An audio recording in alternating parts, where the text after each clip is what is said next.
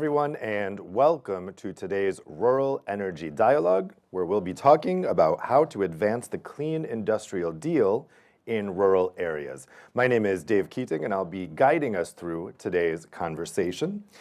Now, when it comes to rural communities and energy, here in the Brussels policy circles, they're often talked about as a problem to be solved, how to connect remote areas to the energy grid. But rural communities are more than just energy consumers. They're critical contributors to Europe's industrial and energy ecosystem. These regions play a dual role by providing essential support for heating, cooking, powering businesses, while also serving as hubs for clean energy innovation and production. Energy-intensive industries such as ceramics, food processing, and small-scale manufacturing are often the backbone of rural communities and rural economies, and they require sustainable energy solutions to remain competitive. Today, we're going to hear a presentation from Liquid Gas Europe, which represents the voice of the liquid gas industry here in Brussels, on its outlook for the production of renewable liquid gases in 2040 and 2050.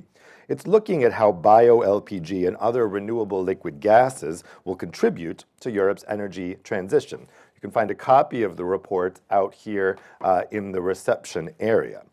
Now then, in the panel to follow the presentation, we'll discuss the report, and we'll also talk about the more general issues of how the Clean Industrial Deal, unveiled by the European Commission last month, will impact renewable liquid gas production. We'll also explore how other recent EU policies, such as the Affordable Energy Act and the Competitiveness Fund, will impact rural communities and the industries they host. So now I would like to welcome to the podium Eva Abramiuk-Lete, General Manager for Liquid Gas Europe, to present us the report. Eva? Thank you. Good morning, everyone, on this sunny Brussels day. My name is Eva Abramiuk-Lete, and I represent Liquid Gas Europe. And it's great to be here today to talk about something that can have an enormous impact on rural communities, and that is renewable liquid gases. How do I change my slides? It's coming up now, and there's a remote right there. Oh, sorry. Thank you. I'm pleased today to launch a report on 2040-2050 outlook for renewable liquid gases.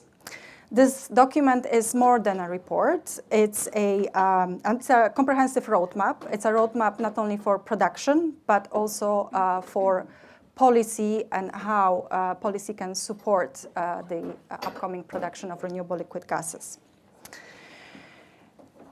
It illustrates that with the right policies in place, we can utilize locally produced renewable liquid gases to decarbonize various sectors, including industries, transport, and off-grid heating. The critical question, though, remains whether we can act on time. So why this matters for the Clean Industrial Deal? Well, Clean Industrial Deal and the Fit for 55 package set ambitious goals for reducing emissions. There is significant challenge, however, related to that. Not every sector can rely on electrification alone, or it can be easily done, especially in rural areas. Heavy industry, transport, and off-grid areas in general require alternative low-carbon solutions. Current policies do not adequately support renewable liquid gases, creating a gap in the energy transition. Without clear investment signals, we risk losing an opportunity to scale up renewable liquid gas production. Renewable liquid gases are ready for implementation now. They're already produced today, and scaling up is ready. They are compatible with existing infrastructure and can deliver immediate CO2 reduction. To fully realize its potential, we need policy certainty, clear regulations, and investment incentives. But what exactly are renewable liquid gases? Let's break it down. They include renewable LPG, or you might know it as propane, and renewable DME, dimethyl ether. Both are made from sustainable feedstocks such as waste oils, agricultural residues, and CO2 derived from renewable power sources and from many more feedstocks. These renewable gases can work seamlessly with the existing LPG infrastructure, meaning that there are no costly conversions or delays. More importantly, they can reduce CO2 emissions by over 80% compared to fossil LPG. So where are they used today? Here is the breakdown. Almost 40% is used in the chemical industry, 20% in transport, 16% in residential heating, and around 8% in industry, 5% in commercial use, and the rest is used in agriculture and refining. Where can those gases make the biggest impact?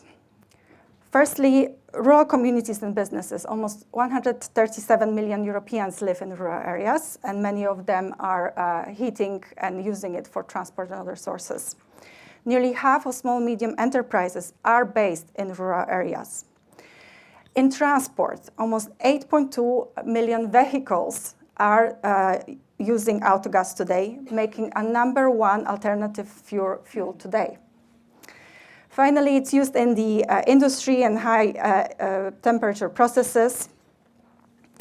So as Dave mentioned, many industries like cement, glass, and steel require stable, high temperature heat, and liquid gases serve over 1,000 industrial applications, providing a low carbon option that keeps those sectors competitive today.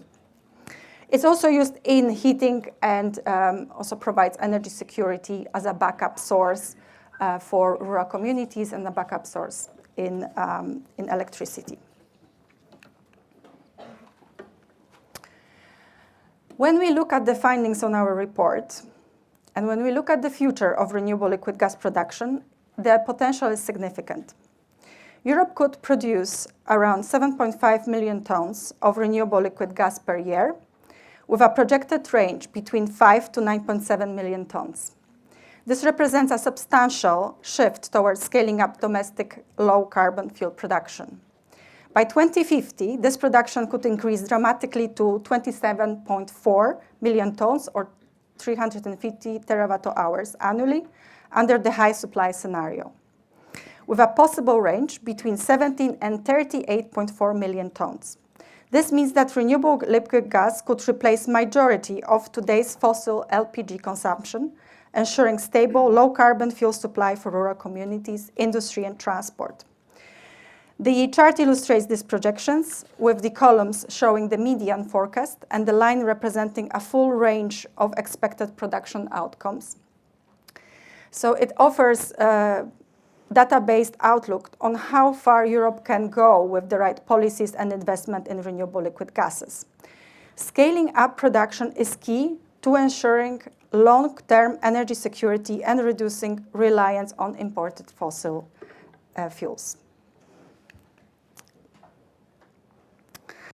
The chart illustrates the key trends shaping renewable liquid gas production and how different technological pathways will contribute to the overall production outlook. The first chart shows each pathway's expected volume contribution, while the second chart highlights their percentage share of the market. By 2050, we anticipate around 40% of renewable liquid gas production to come from renewable DME, sourced through various technological routes. A key trend to monitor is the evolution of feedstock availability. From 2030 to 2040, access to oily feedstocks is likely to become more competitive. Currently, the production of sustainable aviation fuels SAF, such as alcohol-to-jet and gasification to SAF, is expected to increase, providing a new source of renewable liquid gases production.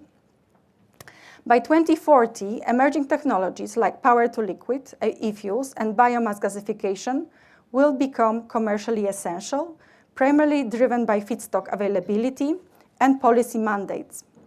As economies of scale reduce technology costs, renewable electricity and captured CO2 will enable large-scale deployment of power-to-liquid pathways, increasing the share of renewable liquid gases in the energy mix. Additionally, technologies such as pyrolysis might play a growing role, particularly in dedicated DME production.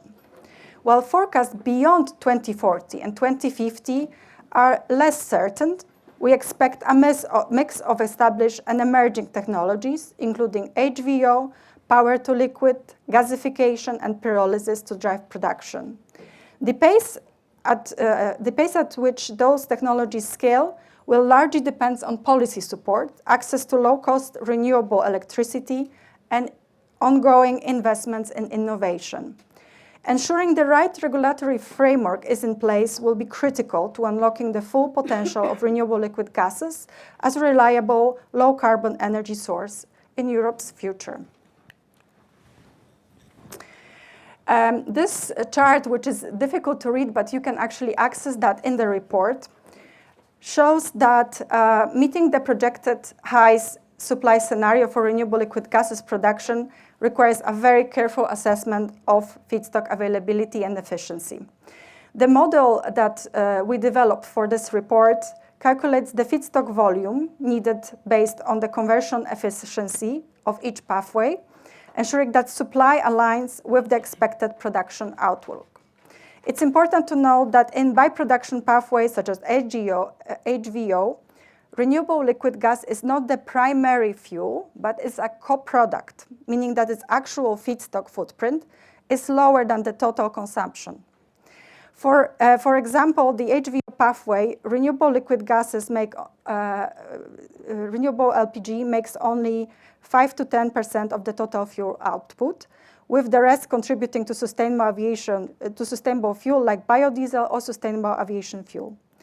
This means that while lipids and other feedstocks are essential, renewable liquid gas production benefits from broader investments in low-carbon fuel production. As we look towards scaling renewable liquid gas production, the availability of sustainable feedstock will be a key determinant. Ensuring a balanced and efficient use of resources, whether through waste-based lipids, biomass, or emerging power-to-liquid technology, will be crucial in delivering a secure, stable, and cost-effective supply of renewable liquid gases. This highlights the need for policy frameworks that encourage feedstock diversification while maintaining sustainability and supply security across Europe's energy transition. So what needs to happen on policy level in order to enable that? A stable and predictable policy framework is, of course, essential. Key policy actions include recognizing renewable liquid gases within the EU long-term industrial and energy strategy, implementing technology-neutral decarbonization incentives to promote investments in renewable liquid gas production, ensuring fair and technology-neutral taxation of renewable liquid gases under the Energy Taxation Directive to avoid creating disadvantageous fuel groups that penalize renewable gases, facilitating access to EU and national funding mechanisms to support the scale-up of renewable liquid gas production, aligning sustainable aviation fuel mandates and renewable gas incentives to create synergies across sectors, establishing clear certification mechanisms to guarantee the sustainability and traceability of the renewable supply. There's a lot of ask. It's a complex environment. The policy environment in Brussels is a complex environment we have to navigate through. The simplification and will be very important in this respect. Well, it's time to act now. The decision we will make today will definitely have an impact on the future and the future of rural areas. Our focus includes building a diverse and resilient energy system. We need to ensure that we have inclusive transition for all, reducing emission in a cost-effective manner. With renewable liquid gases, we believe that Europe has a unique opportunity to take the lead. It's time to act now. It's time to ensure that we benefit from our local production for local consumption. Thank you very much. Thanks very much, Eva, for that presentation. We're now going to move on to the panel. So I'd like to welcome our panelists up here to the stage. Eva, you can take your seat here. And we also have here with us Wilhelmus de Wild, who is a policy officer for the Clean Air Unit at the European Commission's Environment Department. We have Goher Ur-Rehman Mir, Head of Global Sustainable Fuels Policy at SHV Energy and Futuria Fuels. We have Magdalena Vallabona, who is Climate and Energy Director at Cerem Uni, the European Ceramic Industry Association. And we have Ana Alvarez Rodriguez, Head of EU Public Affairs at the Spanish multinational energy and petrochemical company Repsol. Thank you so much to all of you for joining us today. I want to start out with your reactions to what we just heard in the Outlook. Wilhelmus, we heard there how important policy signals are going forward. What's your reaction to some of what we just heard? Well, sorry for the little delay, so I didn't hear anything, but I was fortunate enough to receive the report under embargo, so I had a good look at that one. So I guess that the representation was more or less in line with the report. So I gave it thought, so I did my homework for today, because I could expect, of course, a question like this. And I will just mention some bullet points, and then perhaps we can discuss it later. But according to the instructions, I only have a few minutes. And all the points, all the single points that I will mention now warrant a full day conference. So I mean, there are a lot of things, like you said, political landscape right now is quite complex and is quite detailed. So first of all, I would mention there is a lot going on related to the MFF, the Multi-Annual Financial Framework. Well, I've been involved in this because there have been a lot of impact assessments related to energy and to climate and to environment and to transport, so all relevant for you, I would say. There is also a lot going on related to what categories should be funded, but okay, everything is still rather fluid. We don't know much more what will be and than what is released in the press. But it is clear that there will be some hints, that will be some links with the RRF mechanism. And that's what I say now is public knowledge, so to speak. And in that sense, I see a challenge for Liquid Gas Europe, because in the RRF programs, there was very little, if anything, related to liquid gas. And so I think that is one topic where the work is cut out, so to speak, from a policy perspective. Because if you are not in the MFF, you are basically, for Europe, dead in the water from 28 to 34. You don't get a second chance until the next financial framework, which is in 35. And that's very close to the first deadline, the interim deadline of 2040. For CO2 goals and for air quality. Other important things I would like to mention is the European Green Deal. It has been confirmed by the President of the Commission, Ursula von der Leyen, that we will continue with this, but now that will shift from policy making into policy implementation. And I would like to stress that the report is very much focusing on climate. But the European Green Deal is also about circular economy, biodiversity, and zero pollution. And especially the things related to circular economy could be interesting, because I read in the report, for example, the reuse of cooking oil. And from my perspective, because I come from the unit that is dealing with clean air, of course, the benefits, the co-benefits that could be released or could be reached for cleaner air. And that is something that I would like to discuss a little bit more later on. But that's so, don't forget, the European Green Deal is climate, but it is also very much about zero pollution. And we have new directives related to this. And I would like to stress how this could also be of great benefit for the implementation of your commercial drive. So it is a win-win effect as far as I'm concerned. Some things that have also recently been happening is the do no significant harm criteria, which are important. So we have provisions for certain categories of investment where you have to take into account do no significant harm. So be aware of that. Other interesting policy developments where you should be involved, I guess, are eco-design. There are new measures in the pipeline related to, for example, boilers and stoves. If you are not there, if you are not involved in the stakeholder meetings, if you are not there in making or co-drafting the sense standards for boilers, if you don't engage with the NGOs, which also want to have cleaner air in rural areas, and rural doesn't mean that it is clean, because you have valleys, and if you burn wood, the pollution stays in the valleys. There's little natural ventilation. So it is a myth that air pollution is only produced by industry, and there's a big myth that it's only happening in urban areas. So rural areas can really benefit, and liquid gas can make a big impact there, but you have to do it and you have to link it to these things. Other things that are related to policy, not just eco-design, but we also have the NEC directive, National Emission Ceilings, which limits the emissions of, for example, particulate matter. And that is not very much in favor of biomass. You have to be very restrictive with biomass to make sure that in certain areas you don't create hotspots for pollution. And a lot of people know this because if they have 1 or 2 neighbors who have a biomass stove or boiler, you will smell it, and a lot of neighbors are not happy that they have to live in the smell of one of their neighbors. So that is something that is also happening there. So use these national plans and programs, because the national plans and programs, national energy climate plans, but also national air pollution control programs, can give you inspiration to lobby or to convince member states, and also colleagues in the various DGs in the Commission, that liquid gas can be part of the solution. If you are not in these national air pollution control programs, if you are not part of the national energy climate plans, and if you are not part of the MFF, well, you don't have the policy on your side, and you don't have the policy implementation, and you don't have the funding on your side. So then it becomes difficult. Some final comments. Try to, and that is something that I repeat from several years ago, because I've been involved in liquid gas. I think I was once online in a conference in Barcelona.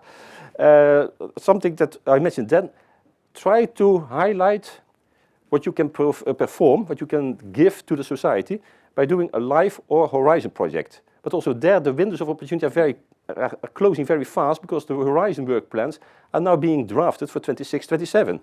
If you are not in there, you have to wait till the next, and what will happen in 28, 34, no one knows, because that's a new MFF, new rules. So it's not a continuation of what was there before. And then finally, some comments that I share with the concerns that I read in the Outlook, which had very interesting information, I must say, is that indeed a lot is basically going on in the known paths. Electrification. Electrification here, electrification there. Hydrogen here, hydrogen there. But you have to be, you have to, well, as I would say, it's a bit of another policy context, another era, but let 1,000 flowers grow and then see which delivers fruit. And if you first start with, we have to go there that way, but that way is not working, or you don't get the rare earths from China, or you have other problems, you will have a problem in Europe as a society. And so I would say, well, there liquid gas can also be, and the very final comment is, don't underestimate what is coming your way in the future. The future is always a big crystal ball, and nowadays it is even more a guess of what will come. But I looked at the production facilities, and they're all in Western Europe. France, Germany, the Nordic countries, Italy. I didn't see anything in Eastern Europe, in Central Eastern Europe. Nothing in Austria, and to the east of Austria, there was nothing. And then I say, well, exactly there, in Romania, in Bulgaria, in Poland, you have large rural communities, large agricultural sectors. If you want, as was very interesting, to use or recycle agricultural waste, well, there you have potential. There you have rural communities. There you have also the need for affordable energy. So I see a lot of things that could drive you there, but you are not there when you look at the production facilities. And the big thing, and that is a bit wild perhaps, but okay, I am also paid to think out of the box, and because I do also programming, so I have to think 10 years ahead. I think there could be enormous potential in the Western Balkans and in Ukraine. Ukrainians will love decentralized energy production, because they know now that they are very vulnerable. If you have 1 or 2 energy sites, and there's one missile, bam, and the whole region can go dark. But if you have decentralized production, energy communities, and liquid gas can provide this, and also the infrastructure. Imagine we are already in the West wondering about how many billions it will take, hundreds of billions, to strengthen the electricity grid. Well, go figure what it will take in a large country, a very large country like Ukraine. which has to start from scratch, basically. So if you can then offer an interesting solution to decentralized communities, and they have to, because they want to access to the European Union, they have to provide to the criteria, they have to live up to the criteria of Western Europe. Well, how do they make this transition? Well, they have a huge agricultural sector, they are clever engineers, they want to be independent when it comes to their energy. So I think that if you come with a decentralized energy that is affordable, they will love it. So that is also something to take into account. This can be a big thing, a big driver for the future. And the very final thing is try to team up with projects that are ongoing. We have very interesting projects, for example, in Poland, where large projects, integrated projects, where 2 billion are going to be invested. So these are big. This is for a region of 4 million people, and they invest 2 billion in cleaner air. Some of these projects are top quality because one of them, for example, led to the Ombudsman Award. And Ombudsman is pretty critical for the LIFE program, because this was a light tower project. If you can team up with such a project and you can demonstrate in a country like Poland, we can deliver. We can deliver for air pollution reduction. We can deliver for climate. We can deliver from the affordability point of view. And we have done this pilot here, and we have done the pilot over there. Then you have a very good selling point to convince others. Because this, for example, this integrated project in Poland has been replicated in 4 other regions in Poland, in Bulgaria, in Slovakia, in Hungary. So if you have one and they have a network, so then you reach out to all these people, all the competent authorities, they will all be aware of it, and then you get a snowball rolling. So this is a very final comment. I can go on and on, but I apologize for the few minutes that I take more, but I hope this will be interesting for the rest of the session. Thanks for that. Yeah, certainly good to get those policy indications. And it's a good point there about rural communities, people assuming the air must be clean because it's rural, but so much depends on topography. It's not just about urban versus rural. Go ahead, let me get to your reaction to what we heard in the Outlook presentation. Yeah, I would, thanks a lot, Dave. I would start off by commenting on Mr. De Wild's comments. I think you started off on the right foot, like access to finance. Because if you don't have access to finance, you cannot unlock the potential of renewable liquid gases that we saw in the forecast. So this is certainly a critical topic that should come back in the discussion. And second thing is that I'm very pleased and delighted to see that from the Commission, the acknowledgement that renewable liquid gases can offer more than just climate benefits. So there are broader benefits to consider. And I think we need this recognition of the solutions across DGs within the Commission, but also within the Parliament and the Council. I would make just 2 quick remarks on the presentation. The first one is that if you look at the projections for 2040 and 2050, there is a mix of technological pathways that are producing renewable liquid gases. So we talk about technology neutrality, technology openness, and when we mention those words, which are quite frequently used in the Brussels bubble, we typically have end-use applications in mind. But I think demand side is important, but equally critical is the supply side, because at the end of the day, supply and demand needs to match. So for us on the supply side, it's important that you focus and invest and develop a variety of different technologies to unlock the full potential of renewable liquid gases that is out there. So that's the first remark. The second remark is that when you're dealing with such models and projections, and you're talking about the roadmap and vision for the sector, you're dealing with timelines that are 15 years down the road, even further than that. So there's a lot of uncertainty. There's a lot of variables that are at play, which are interlinked to each other. So one of the good things about the study is that it tries to also quantify the uncertainty. So in one of the bar charts, I saw that there is median and central estimates, but there's also broad ranges, which Eva also mentioned in her speech. So I just want to emphasize that those uncertainty ranges are equally important, so let's not forget that, because a lot of things need to fall in place to make that happen. And I think there are right ingredients that you can install to massively benefit from renewable liquid gases. But yeah, so uncertainty should not be undermined. And maybe a little bit about SHV Energy, why we are relevant for this conversation, because we are one of the leading global distributors of off-grid energy. We supply LPG to these off-grid customers across the globe to more than 20 countries. And then our customer base is quite massive as well, more than 20 million customers, with a large customer base also in Europe.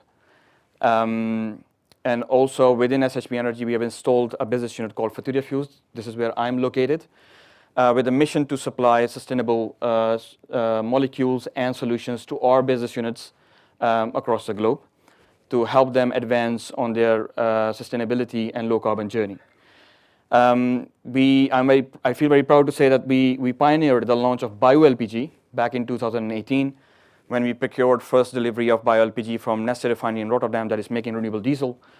But from that pathway, you also get fractions of bioLPG, and we are already supplying that to 8 countries across Europe. So I'll leave it at that, but happy to discuss further in the conversation. Great. Thank you. Magdalena, coming from the perspective of the ceramic sector, what's your reaction to the presentation we just heard? Well, thank you very much. First of all, thank you for the invitation. I will give you a perspective of consumer. So it's a different perspective than what we've heard. And I will start by saying a few words about the ceramic industry.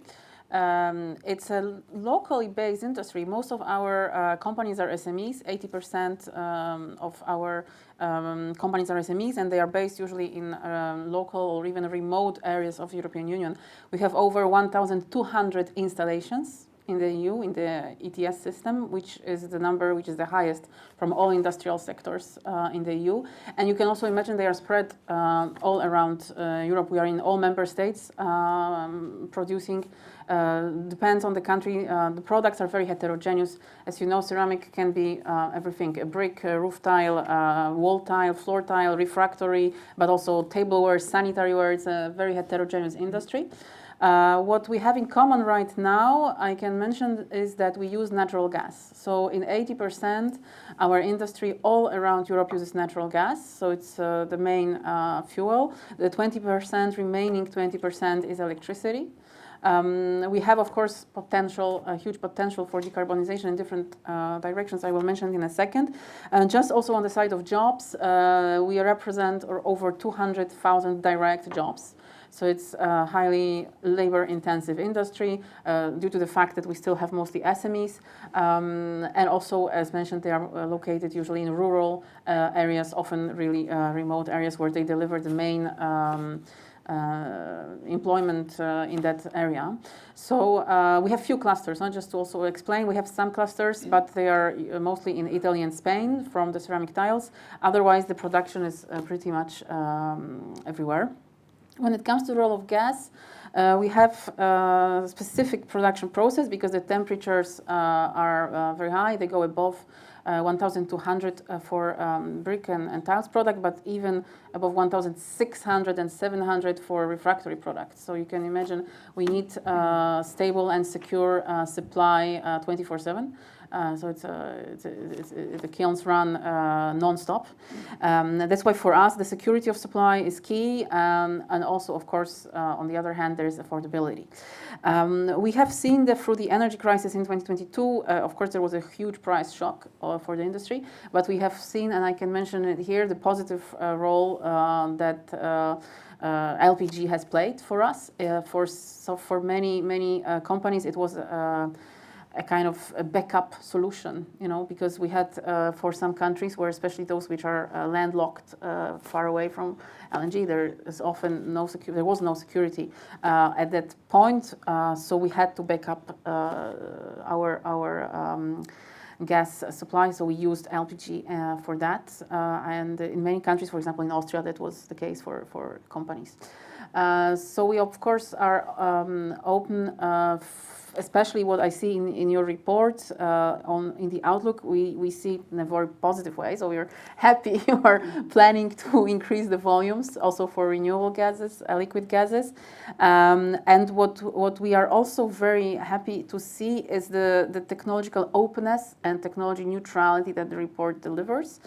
We also have, our roadmap is fully technology neutral. We foresee different pathways for decarbonization for our industry.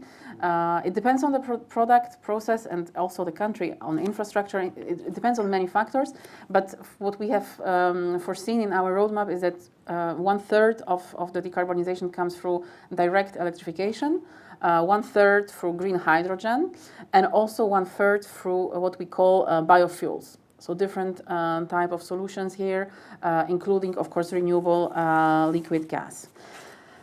Maybe just one more sentence when it comes to the Clean Industrial Deal. We have seen the publication. We were already working a lot from the beginning on the concept with the Commission. What we were asking is to have a specific dialogue for those energy-intensive industries which are exactly in remote areas, rural areas, which are having different kind of barriers, let's say, which comes also from the infrastructure side, but also access to funding, and the fact that they are often remote, locally based companies. I think I would leave it at that for, for the moment. Thanks. Thanks, Magdalena. And finally, Anna, what's your reaction to the Outlook report? Okay, thank you very much, Dave, and also thank you very much for Liquid Gas Europe for allowing us to have this very interesting debate in a very timely moment now in Brussels. If I may, before I go into the details and the reaction to the report, let me quickly introduce myself and Repsol for those who may not know us. So, Ana Alvarez, I'm head of EU Affairs and Repsol's Brussels office here in this city. A quick overview on Repsol. And just let me go into a bit of detail so that you can understand the whole picture from a fuel producer company. So Repsol is a Spanish multi-energy company. We are present in more than 20 countries in the world, and we are fully committed to the energy transition. We pledged net zero emissions by 2050 back in 2019. We were the first company in our sector to commit to net zero emissions by 2050.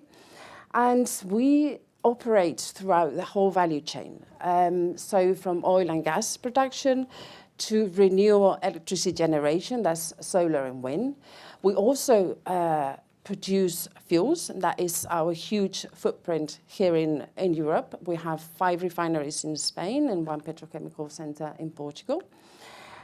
We produce conventional fuels from mineral feedstock, but from last year, April last year, we produce 100% renewable fuels from sustainable waste, in this case, in Cartagena, in the plant that we started production last year in April. We produce from used cooking oil. So going back to my colleague in the panel from the European Commission, this is not science fiction. This is happening now.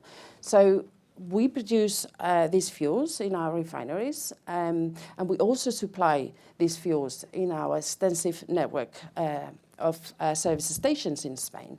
So we have currently more than 800 service stations where you can fuel your vehicles with 100% renewable fuels. That is, again, a reality now. It's happening.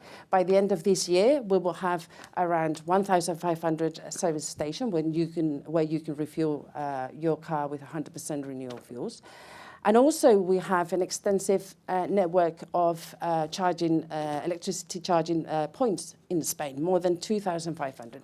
My message here is that an multi-energy company committed to the energy transition, both with renewable electrons and renewable molecules. The message here is that we should embrace all technologies available. Energy transition is about using all the technologies available to decarbonize and to offer consumers and industry the best solution in an efficient way for their needs. So this applies as well to the rural environment, to the rural areas. You were mentioning in your report, Eva, that more or less 140,000 million people in Europe live in rural areas. In Spain, the percentage is very high as well. Around about 13 million people live in rural areas. So LPG, renewable LPG as a solution for these areas where they're not connected to the grid, so it's very difficult to get renewable gases from the network. But let me explain something from an engineer and from a very technical perspective to let you know how the fuel manufacturing process works. It's an interconnected system. So when producing renewable fuels, we use sustainable waste, sustainable biomass. In Cartagena, we used cooking oil.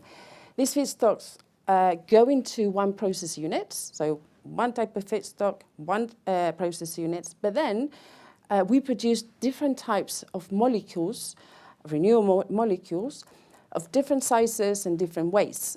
Sorry to be very simplistic, but let's see if I can explain myself so that you can understand the process. So these molecules that come out of this very same process can be used for aviation, SAF, we're producing already SAF. They can be used for maritime. They can be used for road transport, for light-duty and heavy-duty vehicles. And a fraction of these molecules are also bioLPG that can be used in rural areas. So you would say, can we switch the refineries in a way that we produce 100% SAF? It's just not economically and technically feasible. So as long as we don't recognize that renewable molecules need to have a market and need to have a use when producing SAF, for example, then we have the burden of scaling up this type of projects. This project in Cartagena that as I said, this plant is already in operation. It was 120 million euros of investment. We have other plants coming forward, one in mid next year. But to really scale up this technology, what we need is a technology neutral approach on regulation. Currently, renewable fuels are mainly considered in the regulation for maritime and aviation, but not for road. So if we don't have a market for these fuels for road, eventually the investment in these refineries to produce these new renewable fuels will go elsewhere, where you will have the market to supply these renewable fuels for road transport. So my big message here is that, one, fuel production is an interconnected system. It doesn't work in silos. It doesn't work in isolation. So we need to see the whole picture. We need to see the whole value chain. We need to recognize these fuels for different uses, different areas, and different technologies. And number two, technology neutral approach is what we need in the regulation to be able to recognize these fuels. And we have a huge opportunity ahead. And just recently, Ursula von der Leyen, I think it was a couple of weeks ago, announced, the review of the CO2 standards for light duty and heavy duty, which will be, these two regulations will be reviewed hopefully by the end of this year. And she did say, with a technology neutral approach at the core, if we really mean we want to have a technology neutral approach at the core of these regulations, then renewable fuels for road transport should be recognized the same as electricity is. We don't have to reinvent the wheel. This already is recognized in other pieces of regulation. Eva was talking also in the report about a coherent framework. The Renewable Energy Directive already recognize these fuels as zero emissions in the use. We don't have to, this is not about questioning the targets at all. We've got very ambitious targets, but we need to get to them with all the technologies available. So why not recognizing these fuels for road transport? So that is my main message. Think of a process. Think that we need to have the markets for those renewable fuels with different sizes, different densities, different qualities that provide to different industries and different citizens. Great. Thanks, Tanya. So you in the audience will be able to ask your questions to the panelists as well using Slido, both here in the room and online. You can type in the code that you see there on the screen. You can scan it. Type in your questions on Slido. I'll get them here on the tablet, and I'll put them to the panelists at the end. First, I have my own questions for the panelists. Eva, I want to start with a question for you. I was wondering if you wanted to respond to Wilhelm's point about the MFF and the RFF program being limited on liquid fuels. What is your perspective on that budgetary aspect over the coming years? Well, I think it's one of the most critical points because the financing and availability of finances for production is as important as making sure that we have the demand side. When it comes to the financial frameworks and how those programs are set, I believe they can be more inclusive in terms of not only focusing on specific technologies, the big technologies, which have been set in the strategic plans of the European Union, and where we mostly focusing on electrification or hydrogen, so the big scaling technologies, but we should make sure that solutions like ours are also on the table, and that's why I think coming back to technology neutrality, that's very important not only across the different legislations, but also in how those funds are set up.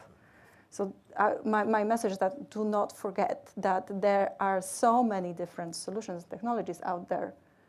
Just make sure that when this framework is established, that it can encompass all of it, right? Because we can benefit from our own production in Europe for renewable liquid gases.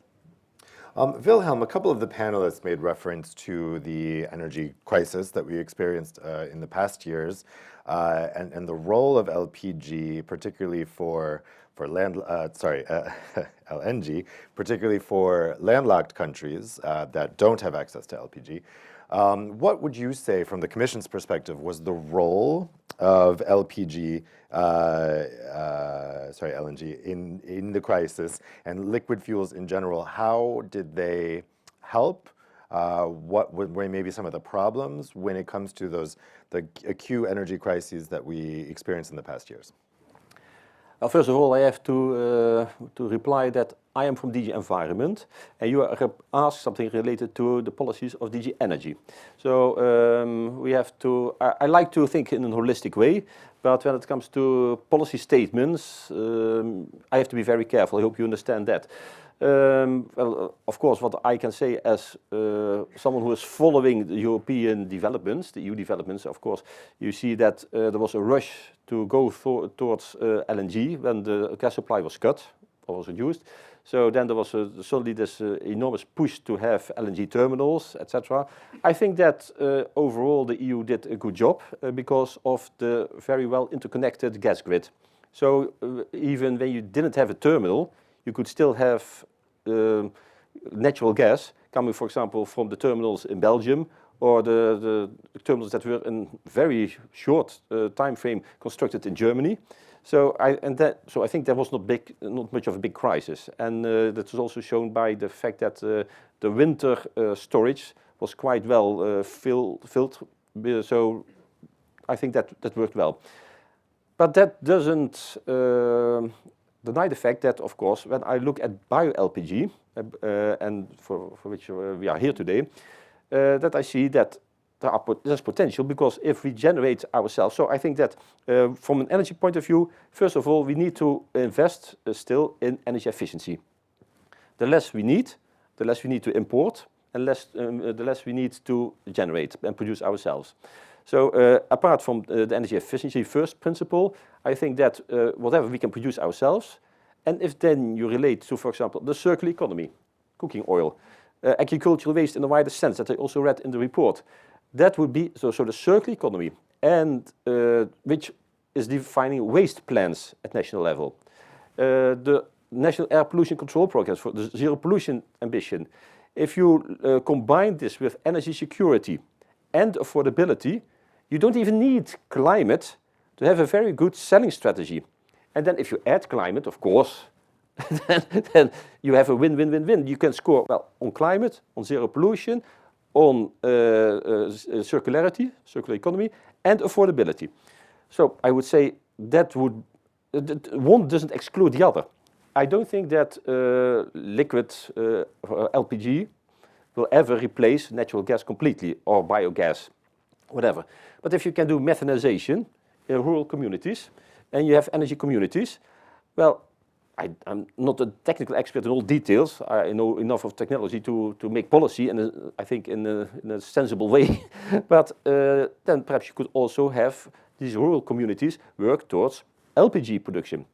And I would also like to say, when it comes to sectors, well, I'm also the policy officer in DG Environment, responsible for inland waterway transport.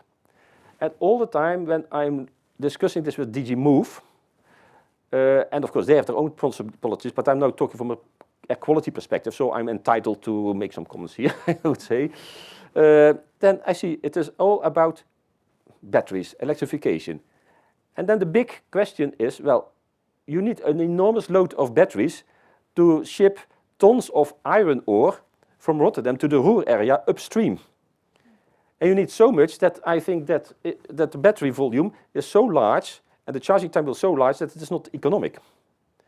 So if you then have dense energy carriers like bioLPG, this could be but I don't see anything there. So they're talking about electrification.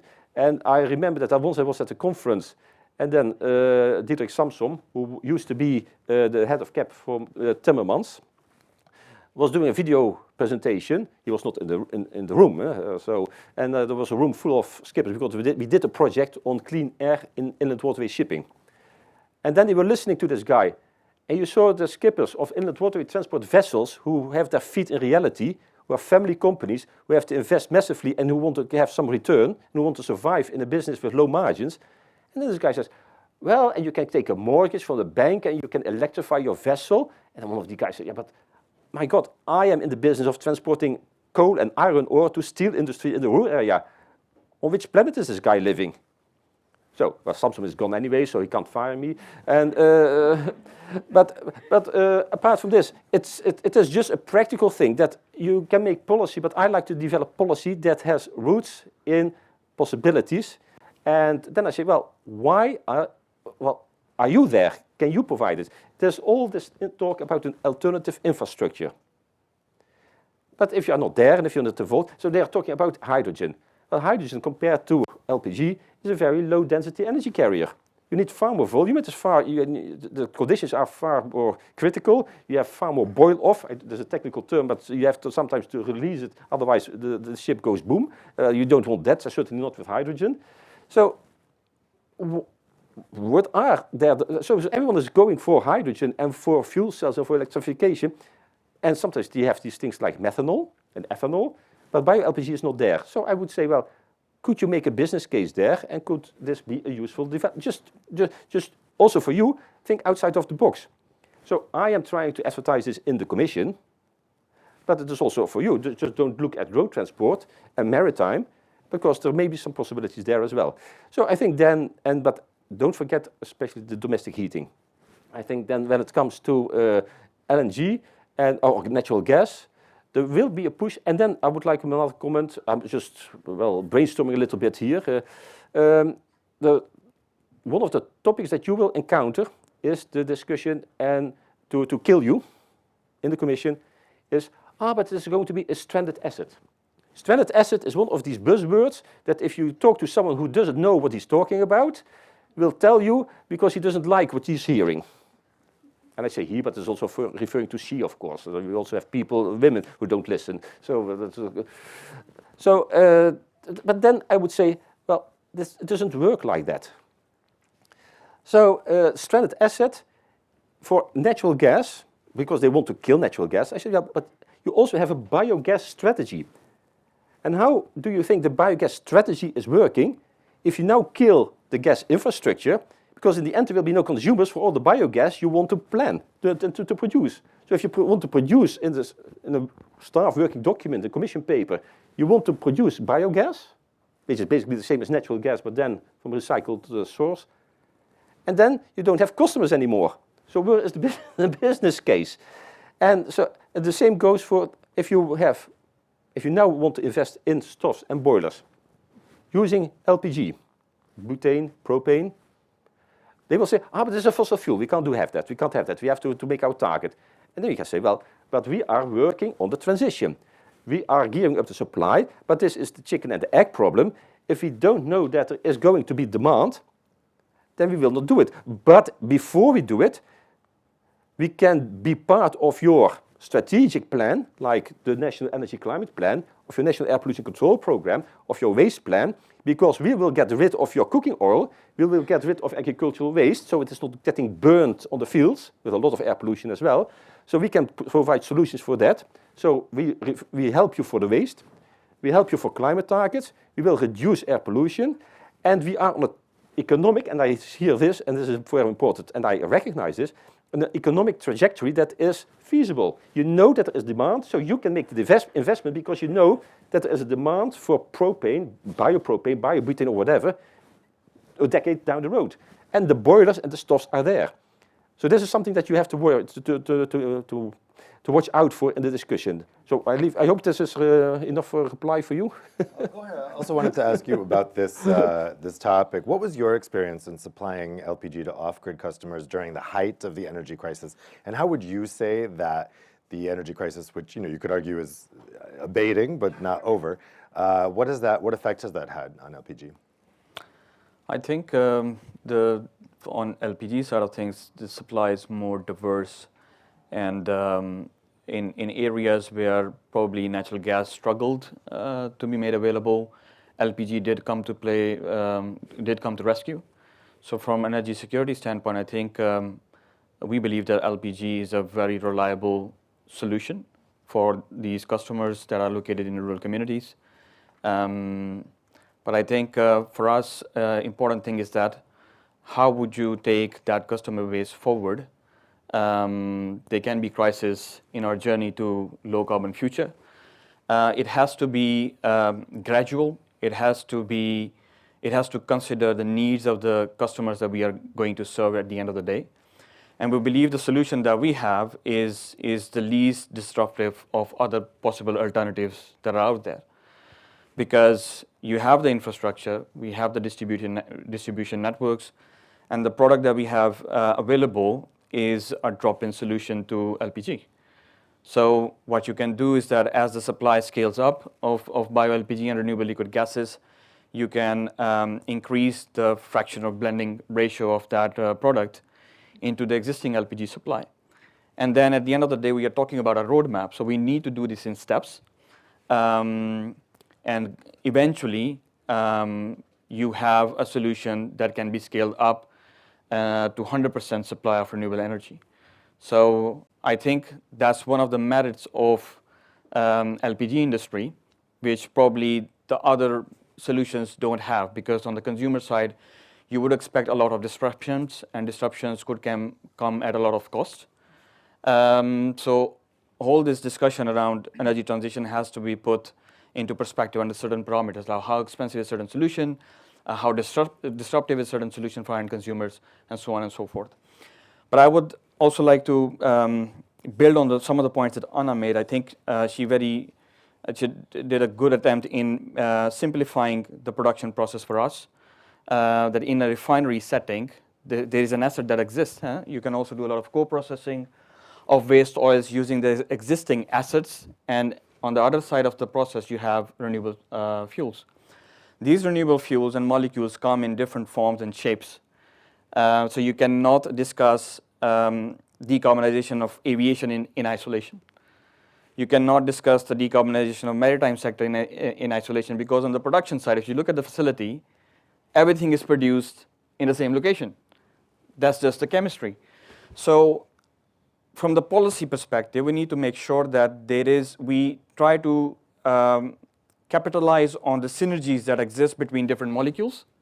And at the end of the day, these molecules end up serving decarbonization objectives across different sectors of the economy.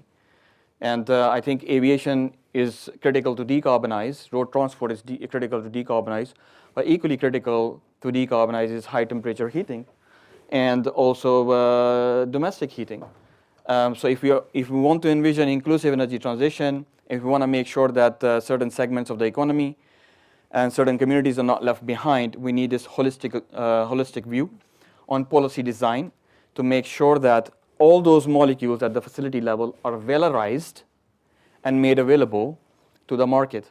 And for bioLPG and renewable DME, we believe that they play a critical role in market segments that often do not have a lot of low carbon, cost-effective alternative solutions, just by the character of the consumers that we serve. It's off-grid, so you do not have access to gas pipeline network. It's rural, remote, which means that the population density is probably low compared to urban areas, and you cannot put a lot of load on electricity network. It's very expensive. Then what options are you dealing with? And this is where I think the LPG industry comes into the picture, and bioLPG and renewable DME can really play a critical role in gradually transitioning these consumers to a low-carbon future. I wanted to go back to the topic of technology neutrality, which has been brought up a couple times. Magdalena, from the customer's point of view, how important is technology neutrality? What does technology neutrality mean to you? And what difference can it make as we move forward to rural communities in particular? Thank you. I will reply to this question, but first I wanted to go back to the energy crisis, just to come back to what was said. So of course the crisis was about the energy prices. That is for sure about the gas price. That was the shock on the price. That was not itself a crisis on security of supply. It didn't turn into that crisis. It was the shock on the price. And of course, now already the gas price is lower, but it's still double and sometimes even more than double the prices we had before 2022, even fall 2021. If we look at the development of the gas price, it's already the fall 2021. The crisis was already starting. And in reality, the prices which we have now, around 40 euro per megawatt hour, is still the double. Sometimes more than that, what we had before 2022. So we are still in a situation, hopefully the crisis is over, but I have to tell you also that there are the consequences of this crisis. The consequences of the crisis on the price we see now in the production. So unfortunately, it is the case for most energy-intensive industries that since 2022, our production is falling. For ceramic industry, I can tell you that since in the last 2 years, so 2022, 2023, we don't have yet the data for 2024, but we lost 1/3 of production on average across the sectors. So it's a lot, and it's a huge crisis, which we see as a consequence of that shock which we had on the gas price, which is our major cost of production for ceramic industry in a normal condition, not crisis condition. The gas costs, the energy costs are around 30, can reach even more, 35% of production costs. So in the period of crisis with the price shocks, that was, of course, much higher. It could reach even 60-70% of production costs for in some situations. In this particular period of summer 2022 was particularly difficult. So what has happened afterwards, there was also the inflation and naturally, specifically the sectors which are on the construction market has suffered a lot, and on the demand side, and then we have this crisis in our production manufacturing indicators, basically. So this is not completely over for us. That's just to draw a larger picture. The Parliament now is going to deal with the situation of energy-intensive industries. Actually, today, now probably there's a vote in the Industry Committee on the resolution of MEP Gori on that topic that will be voted in the next plenary. So it's not a topic which is yet over. And this is how we come to the Clean Industrial Deal. The response from the Commission was Clean Industrial Deal. And again, there is a lot of new ideas in the deal. There is plenty of new vocabulary. The Decarbonization Accelerator Act we are looking forward to. The Competitiveness Fund we are looking forward to. However, if you look at the timeline of these proposals inside the Clean Industrial Deal, it's just very, very late. Because the legislation will not be there before 2026, which means it will not be in operation before, I don't know, we can count 2030 maybe. So we are just those years too late when we are having this situation in our sectors right now. So this is just to give you a little bit of a perspective again from the manufacturing side. Of course, it's tough, and also that's one of the reasons why we need technological neutrality, because we are, what was already said before, we have to open up for different options. We cannot just rely on one option right now, especially when we have again high prices on the side of energy, especially the alternative energy sources, very expensive, still not competitive prices. And again, on the side of accessibility of these sources, I'm sorry, but has anyone seen green hydrogen?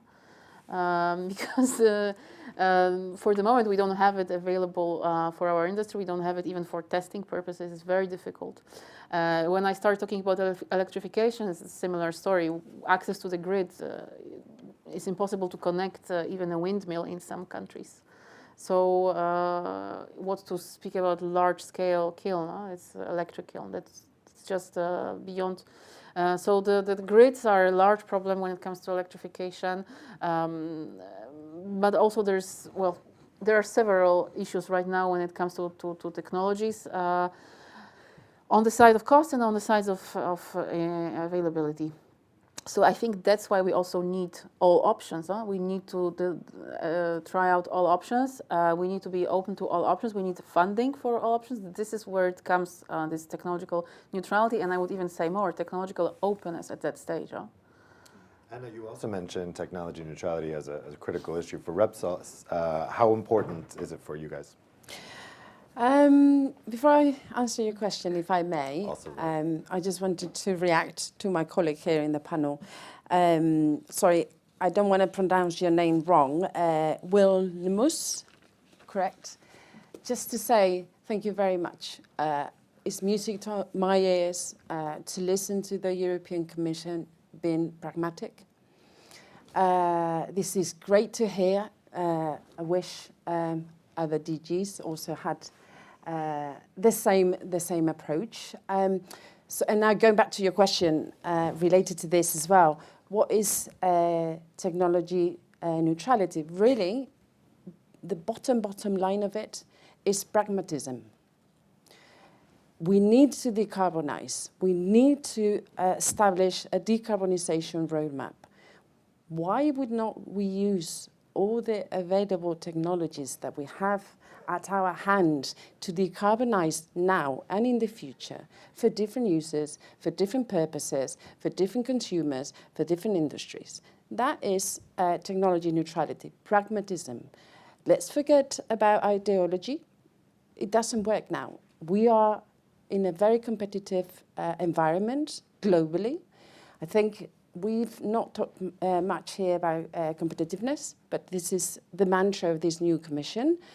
The Green Deal obviously is here to stay. We're not questioning the objectives. We're saying, how can we get to these objectives in a pragmatic way, using all renewable electrons that we have and renewable molecules that we have, and we'll have new technologies in the future. I wanted to, if I may, also put on the table a topic that I think is very important, especially in this current geopolitical context, and it's the security of supply. And I'm going to link it as well with circularity, which I think is absolutely key to this conversation. I don't need to say that we are sadly experiencing very wavy times in the geopolitical context. Shocks, external shocks that impact Europe, impacts the energy security. By embracing renewable fuels, which are made for renewable, sustainable feedstock, that is used cooking oil, but also residues from the forest, residues from the agriculture, what we're doing is giving a second life to these residues that otherwise they would be incinerated or sent to landfill to produce energy in Europe, within our borders, developing new value chains, giving the rural areas new industries. So why not? Why are we not ready to embrace these technologies? As I said, and going back to my previous point, technology neutrality, pragmatism, let's think about what we have in Europe and embrace all the technologies that decarbonize and contribute to the 2050 agenda. Sure. Because this is very urgent for me. You link very well to competitiveness, and I would like to stress: if you want to sell what you were just saying, also use green jobs. If there's one mantra, it's not just competitiveness, but green jobs. There's one of these buzzwords. If you put it there, you already have one half of the discussion. Yes. So green jobs and quality jobs. So our industrial sites, we're transforming our refineries into decarbonized hubs. They are industrial jobs, high-paid quality jobs. Do we want to maintain these jobs? Do we want to embrace these new technologies? Let's do that. We can do this straight away. We're already doing it, but we need the framework to embrace all the technologies. And I cannot stress enough, we have a great opportunity now in Brussels, in Europe, to embrace these renewable fuels for road transport. That's what we need to be able to scale up renewable fuels, bioLPG, etc., etc. Well, we've had lots of questions come in via Slido from the audience, so I'll get to those now. If I can ask the panelists to keep your answers as short as possible so we can get to as many of these as we can. First question is to Eva.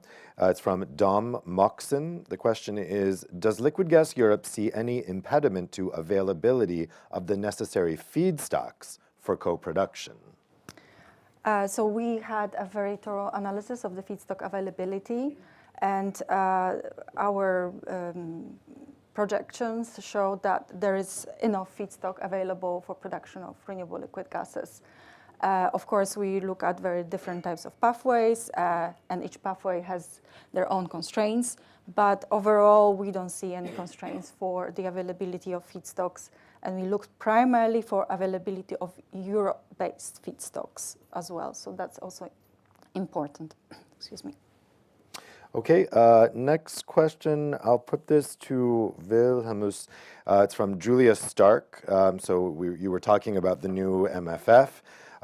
Julia says there are rumors on cohesion funds already. We know that those cohesion funds are now, if things go through as planned, they can be diverted to defense spending.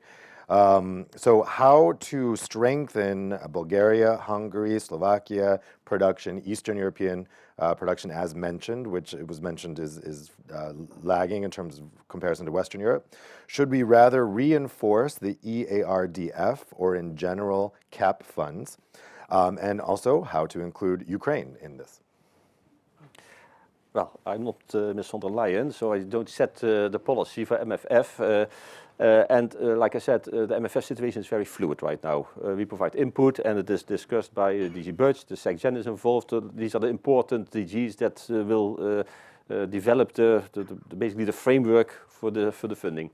What I can only say is it is important for any stakeholder, any industry sector, association, to be aware that in the future MFF, there will be an important role for the member states.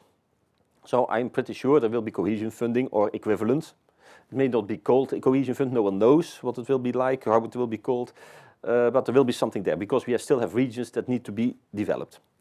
And that is one of the fundamentals. There will be something, whether it is called Common Agricultural Policy or something else, there will be some support mechanism or some for rural development and for farmers. By the way, we have to stress it has always been rural development. So the CAP is not just for farmers. It's also, we have seen, for example, I've seen projects related to boilers in libraries in rural communities. I mean, and then you could say, well, if there's a boiler, you have a business case. It's not just about farms. Everyone thinks it is about farming, but it is not. I've also seen things about buses, clean buses, to interconnect, to make sure that rural people can go to the city to buy things, or if they are needed for hospitals. So there will always be that. Reach out, and that is why I made this link, reach out to the national governments, because they will have a role, and they already have a role now. But I think that the role will be strengthened if you look at the RRF, but it will also be checked by the Commission. if the RRF is the model that they will follow. But this is all big if. So, I mean, I'm not telling that, oh, we heard Mr. De Wild and he's saying this is the MFF will look like this. It's not like this. I can't say this, but the big outline, as we have learned also from the press, is that the role of the member states will be important, at least for part of the budget. So then you would say, well, what does a member state have to do? Look at the climate targets. Look at the pollution targets. Look at the waste targets. They all have national plans for these. So go to the Hungarian government and say, well, you have to comply with pollution targets. You have pollution in these areas, for air pollution. You have to do something about waste. There is still agricultural waste burning. We still have to collect things. So how can we then in a holistic way develop something with EU funding, which still is going to be available, that will help both the waste targets, that will help the pollution targets, that will help climate targets, that will create jobs, which is also important, the competitiveness, the security of supply. I mean, I am now already brainstorming, and you have 6 points, important European policy points, where member states have to comply, where they can score with funding. So then, if you have high-quality jobs and well-paid jobs, you have rural development. This is also important because in a lot of Eastern European countries, you have rural areas that vote for the government parties, so the governments will take this into account. And if the government doesn't, the opposition will do it, because they see that there's a pool of voters there. So then you can look at this, and then you can also make the case for affordability. So if you have energy communities, for example, so I think that would be an important strategy. You can work at EU level, because if you are not there in the framework regulation that is going to be developed, you're dead in the water. But if you don't have the member states on board, and it works two ways. If you have the member states on board and you start already working on it now, because the council of the where the member states are represented will have to discuss the budgetary outline. Other thing I would say is check with the European Parliament, with the various committees, and the ENV committee will be very interested in the pollution and the circular economy side. If you have the energy committee, they will be interested in the affordability and the supply side, the security of supply. So they will look for it from a various different perspective, but they will come to the same conclusion that is a very interesting proposal if we allocate funding to this kind of thing. And if you have the members of parliament who are involved in economic development, they will like the competitiveness and the good jobs. So work on the European Parliament, because they are also important in setting the strategy and for the MFF, because they hold the purse. I mean, it is the Parliament and the Council, the Commission in the end is making the proposal, but they in the end have to agree with it, and there will be tough discussions. So I think I have to leave it there, but as a whole, work on the national governments, that they talk in Council, because this is one of the problems. Member states sit there, they talk a lot, they go back, voters are not happy, and then they complain, yeah, but Brussels has decided. But they don't say, yes, I was sitting at the table, but I was snoring. Yeah, so that is what that's what they will say. Oh, I didn't read my paper, so I missed this article. Sorry, guys. Yeah, well, you have to look at the details. It's very important in Europe. So the devil is in the details. In any contract, in any regulation, one little definition, one comma, can already make a huge difference. I know this. I've been there for many years. But you have to know it as well, and you have to help them sometimes. Look, this is in the draft, this is not going to work because we need technology neutrality, we need this, and then we can develop this, and this is in your interest because you come from this area. Then the MEP will be very motivated. So you have to work on this. If you don't do it, and this is now, because we're drafting it now, so don't wait till 28, because in 28 the final discussion will, but now you have the discussion and people will draft texts, and that is where you have to be in the game. And then for Ukraine, well, that is a very, very difficult story right now, because we don't know what the phone call with Putin and Trump will deliver later today, so anything is up for air. But I think that there will be a massive reconstruction. The reconstruction effort will be dumped by Trump as much as possible on the EU. That's my personal. I'm not a diplomat, but that's what I guess from what I read in the papers, because Trump doesn't care about Ukraine, and he wants to extract all the minerals there, but he doesn't want to pay them anything. So I don't think that he will be the forerunner to help them reconstruct. So it will be for the EU. You want Ukraine, you get it, you build. And my friend Putin, well, he will do this little part that he conquered. So I mean, that will be more or less, I think, the outcome. But so there will be massive investment. They also are an accession country, and when and how, we don't know, but okay, stranger things have happened. Cyprus is also partly occupied by the Turks, so I mean, and no one has blocked the Greek-speaking part, the southern part of Cyprus, to be part of the EU. So perhaps we will have something like the Ukraine part, which is not occupied, still part. Western Germany was part of the EU. I mean, and it was also the DDR. So I mean, in geopolitics, a lot can happen. But I think that the EU will have a big role, and I think that it will be mobilizing the EIB and the EBR, and it will be the European Bank for Reconstruction and Development, and perhaps the World Bank. There will be a lot of financial things. The EU will provide some backup. And then the discussion will be, how do we reconstruct the country, and how do we already prepare them for accession? And that will be very challenging, but it is also an opportunity, because they will have to rethink their infrastructure. And that's what I said. So, but when you look at these loans and these business opportunities, I think there will be possibilities, but right now it is difficult to speculate. But I think that from the EIB, EBRD, there will be soft loans. And then you have to see if you can make a business case. But looking at the potential, Ukraine basically is a bit like Poland 25 years ago. They have, and then when it comes to quality jobs, you can have high quality people there at very low salaries still, because the country, that's how it is. But I think that there is a lot of potential there. But the same goes in the way for Western Balkans, where you can make a similar case, but okay, they don't suffer from the war.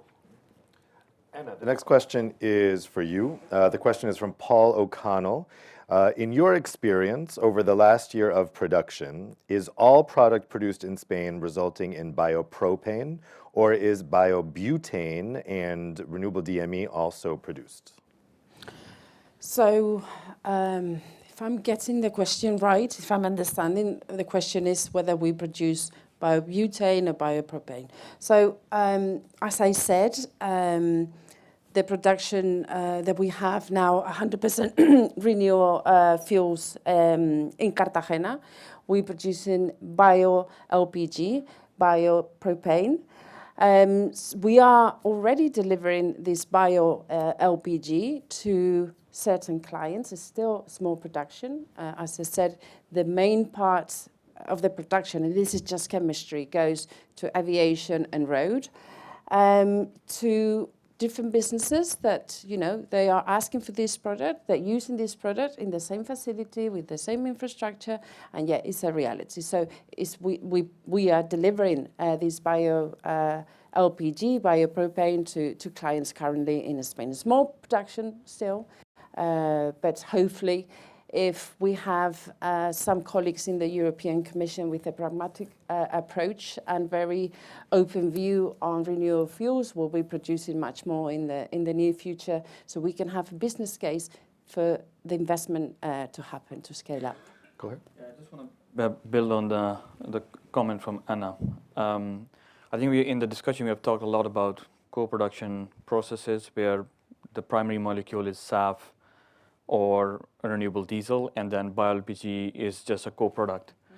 But equally important are the pathways which were part of the projections in the report that I have presented, are the pathways and technologies that would also produce with reverse the chemistry, shift the chemistry in favor of bioLPG. So you would have a refinery where you are using waste streams, waste feedstocks, residues to make bioLPG in large proportions, and then you would have other co-products in smaller quantities. So we believe that these are on-purpose production, and we need both co-production and on-purpose production of renewable liquid gases to achieve the future that we saw in one of those slides. And for those on-purpose production routes, we believe that as a distributor, probably we need to take initiative, because on upstream side, yeah, there's a lot of focus on SAF and road transport decarbonization, but less focus to scale up bioLPG volumes. At the moment, we are joining forces with one of our biggest competitors, and this is where I think partnership and collaboration is key. And I would invite also upstream players to explore that space and join forces with us, if you like, because already with one of our biggest competitors in the LPG distribution space, we have joined forces to look for best solutions to address the supply challenges in Europe that we face for renewable liquid gases. And then we believe that this setup of consortium and partnership is open to others from both within the sector and also outside of the sector, as long as you're bringing in the complementary skills, the right set of experience, and also the resources to make that happen. Because for those emerging pathways, what we need to test the technology. We need access to financing in the form of government grants to de-risk the technology to make sure that we achieve commercialization. So I think for those sort of pathways, we rely on others as well to to develop stronger alliances, and also to challenge the notion that electrification is the solution to everything. Because we did talk about ideology. In the end, we do see that ideology comes into the picture and is a barrier at the moment. Just looking at Energy Taxation Directive, you see that it's clearly mentioned, regardless of the source of electricity, it would be the least taxed energy vector. So that just creates unlevel playing field. So we need to also fight this ideology, and we can fight that better if we are joining forces, so we have bigger share of voice. Yeah, just jump in a little bit for the Real funding. quick, because we have to wrap up. So just think also about LIFE. LIFE program can provide pilot and demonstration projects, also for climate, also for air quality, and think of Horizon. And we have to see if there's a possibility there. Why is this important? Not because you don't have the funds. You're multinationals, and Repsol is not poor either. So I mean, but you will have a kind of European stamp of approval. If you do a project under Horizon, under LIFE, it's helping you in the European context to sell your ideas. Because you say, well, we did a LIFE project, such a project, we were participating there. So just to leave it there. To conclude, I want to put two questions to Eva that have come in on the subject of the report. So first question is from Emmanuel Pouvi de Chavannes. How can we support refineries in the production of biopropane for external use? And could we imagine introducing an order of merit in order to allocate biopropane to uses that are difficult to electrify or to off-grid areas? Second question from Casper Hamle. While renewable liquid gas majority is technically and theoretically possible for 2050, do you also find it realistic? I wouldn't be here. Let me start with the last question. I wouldn't be here if I didn't find it realistic. I think our report made a very, very thorough assessment of what is possible to reach at 2040, 2050. But as I mentioned in my introductions, we do have a lot of unknowns.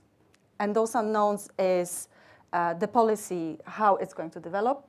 And that was linked with the first question. Because without this policy supporting the demand, how can we encourage that the producers and that refiners are actually selling it outside to those rural communities? But also, there are a lot of uncertainties. And the uncertainty it's about the policy support. It's about investment incentives. It's about the technology development. And it's about the market signals. So this is all, to make it very, very condensed answer, we need all those elements to reach the goals. But indeed, I believe that, yes, it's possible. We have a substantial increase in production year on year. So there is an interest from different sectors, from chemical sector, from our sectors, to consume bioLPG. So we've seen enormous interest in bioLPG and renewable DME. We also see that the consumers like it. We actually transformed a public house here, not far from, it's a house not far from Brussels, from LPG to bioLPG in one day. So it's possible, and that decreases the CO2 emissions by 80% from one day to another, without necessarily expanding the electrification. And just to add, electrification will happen. It's a great solution for big cities. It's a great solution for big industries. But it is a more complex and more difficult solution for rural areas because you have to upgrade the grid. You have to go to the one household in a very, very remote area, and that's where we come in. That's where we can relieve the electricity development. That way we can offer some solution so that the electricity grids can focus where it actually makes sense and when it makes economic sense. And we can come in and also help those rural communities on top of what already been said about the job creation and about the competitiveness of different industries. We'll have to leave it there because we're out of time, but there's plenty to talk about now in the networking reception outside. I want to thank all the panelists for some really interesting insights. How about a round of applause for them? And I invite you all to continue the discussion outside. And for those of you heading out, I wish you an excellent rest of your day. Take care.